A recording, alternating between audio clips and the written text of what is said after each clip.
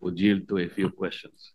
Willingly to the erstwhile, no, not erstwhile, still the chairman of the Committee on Public Accountability, the good senator from Tarlac and the Republic of the Philippines. You may proceed then. Maraming salamat po, Mr. President. Mr. President, kanina pong mag-umpisang mag-present ang ating Senate President Pro Tempore, ay laking pasalamat ko sapagkat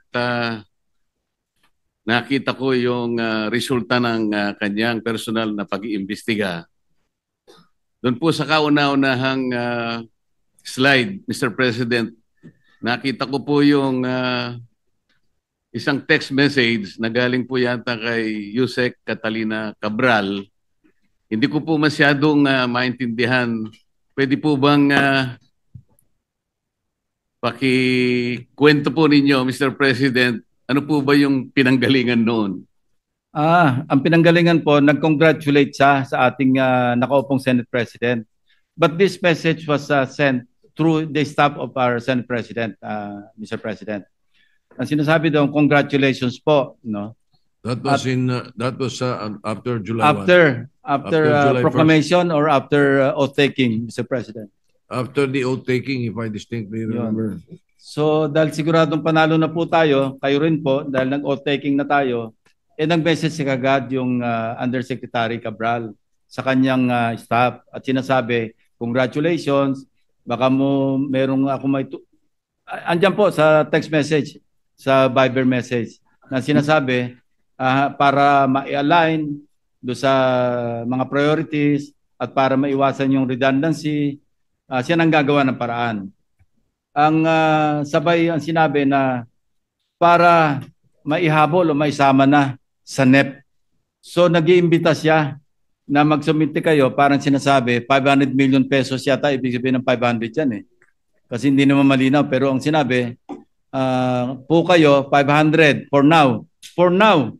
Ibig sabihin, for now, sige, magpasok kayo mga 500 million pesos worth of projects na sa inyo manggagaling. So ito po yung sinasabi natin na isang kamalian ng budgeting or budget process. Dahil ang trabaho, mandato ng Kongreso, both houses, legislation. Yung pong NEP, nasa budget preparation phase na kung saan exclusive domain ng executive branch.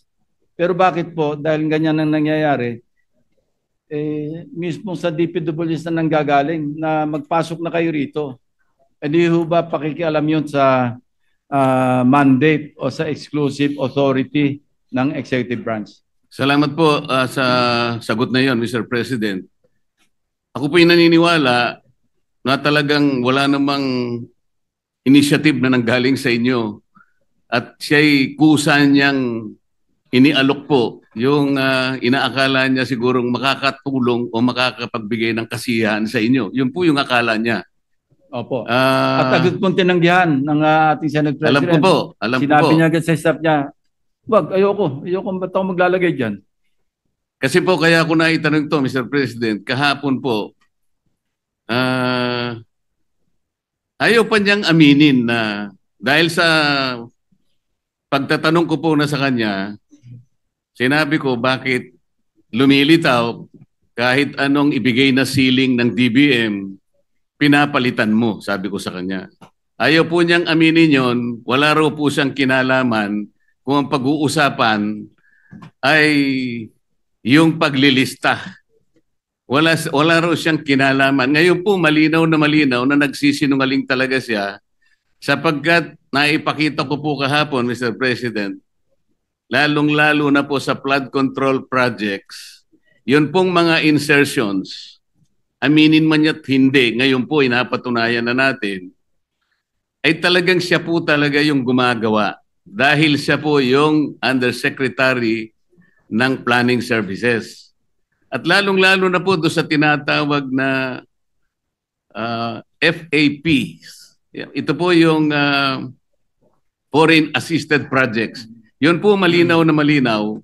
Ipinakita ko po, Mr. President, yung sulat ng DBM noong July 2023 na kung saan sinabi mismo sa kanya, please adhere strictly dun sa mga ceilings na binibigay namin sa inyo.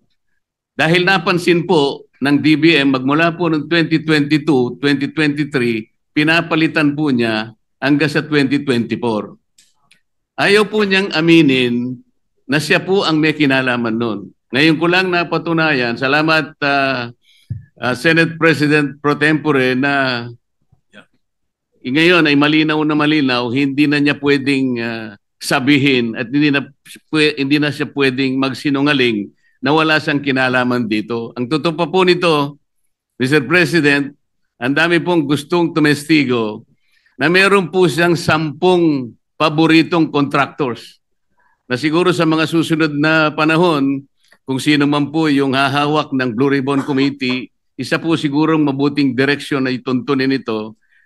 At marami rin pong palagian na pumupunta sa kanyang opisina na mga politiko. Gusto ko pong pasalamatan ng ating Senate President Pro Tempore sapagkat mukhang yun pong mga kawani o mga opisyalis ng DPWH na matutuntun na natin at alam ko po na talagang tatagos ito hanggang sa former Secretary ng Department of Public Works.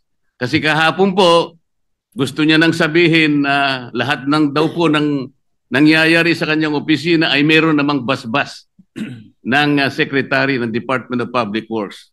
Ngunit ang gusto ko pong tuntunin, Mr. President, kung nakita na po natin unti-unti at saan papunta at sinong may kasalanan sa Department of Public Works at nailitaw na rin po sa pagsusuri at sa personal na pag-iimbestiga ng ating colleague, ang mga contractors na talagang, kung pagsasamahin po natin mga contractors na ito at saka yung mga opisyalis na nabubunyag ngayon, siguro po yung salitang walang o halang ang kaluluwa ay isang understatement.